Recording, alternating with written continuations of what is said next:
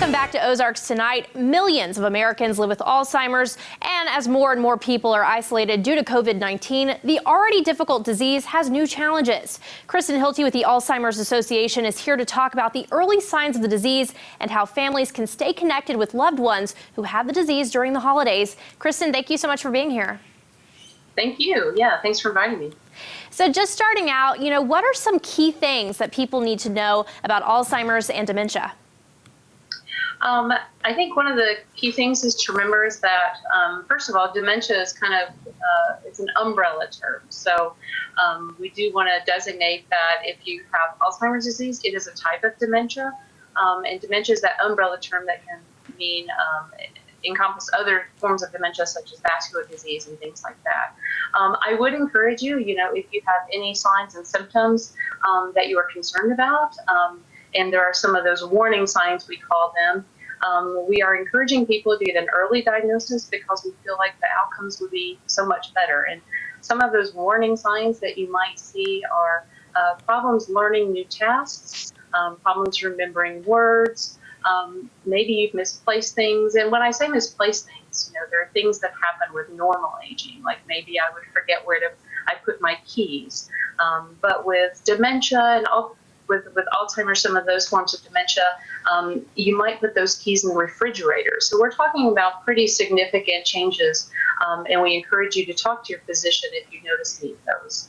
So if somebody has any questions that, they think that they maybe don't really feel right, or maybe a loved one is doing things out of the ordinary, they should seek medical attention immediately, right? Yeah, or call your doctor, and schedule an appointment, to get that evaluated, because, and there's a lot of people don't realize this, but there are actual reversible causes of dementia, like an imbalance in your thyroid levels, a vitamin B12 deficiency, maybe a urinary tract infection. So it's always good to get those evaluated to make sure you're not missing something that can actually be treated. Absolutely. So how does Alzheimer's affect the brain? Yeah, Alzheimer's affects the brain really by there's these proteins called plaques and tangles. They build up in the brain, both within cells, brain cells, and around brain cells. And what that can do is cause cell death. And it's that cell death that creates the changes that we see with Alzheimer's. Something that we're learning, we learn new things all the time, but we've learned that someone can be developing Alzheimer's in the brain up to 20 years before they actually see symptoms. So, but that is actually what's happening. So if those changes that you notice with Alzheimer's, there's actual physical changes that are happening in the brain that cause those things to happen. Okay, so, I mentioned COVID-19 has been really hard for people who have Alzheimer's. Due to social distancing guidelines, many families haven't been able to visit older relatives, out of fear of spreading COVID. How should families go about connecting with their loved ones who suffer from this during this time? Yes, there are recommendations out there. The Alzheimer's Association recommends that you follow CDC guidelines. So you're correct. Yeah, it's recommending that people over 60 and people who are higher risk for those complications from COVID, restrict their interactions to their household, social distance, things like that. But we know that there's ways that you can reach out. We encourage you to call your loved one, to call that caregiver just to check in on them, see how they're doing, send them cards and letters like you would have. And then there's a lot of virtual options now that a lot of our families are exploring, such as Zoom, Facebook, FaceTime, Facebook Live, things like that. So it's really interesting to see people try these new technologies and kind of explore how to connect with their loved ones in this environment. So is that what you recommend for the upcoming holidays? Yes, we think that you can really have a great virtual holiday. We do recommend that you start planning now.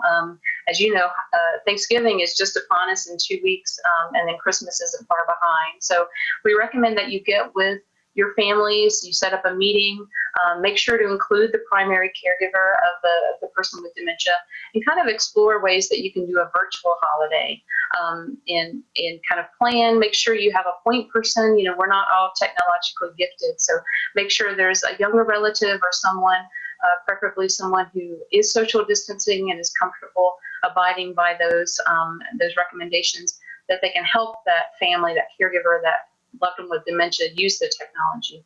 But we know that there's a lot of fun things you can do. One of the things we recommend is maybe that Thanksgiving meal, connect up over Zoom and have that Thanksgiving meal virtually.